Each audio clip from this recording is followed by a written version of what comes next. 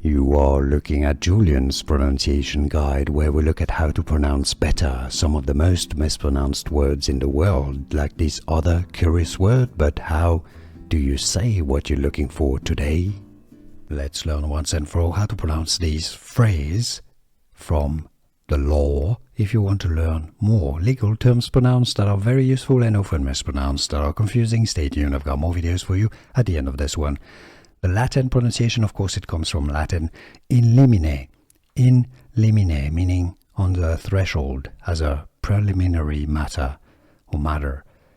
Motion in limine would be the more correct English pronunciation now. Many say it as in limine, so I guess it's kind of become the accepted pronunciation in English, in limine, but it's a lot more correct.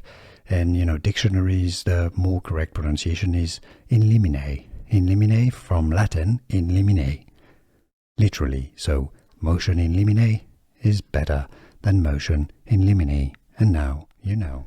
Here are more videos on how to pronounce more confusing words and names too many mispronounced. Like this video if you found it useful. I appreciate your support. I'll see you soon and thanks for watching.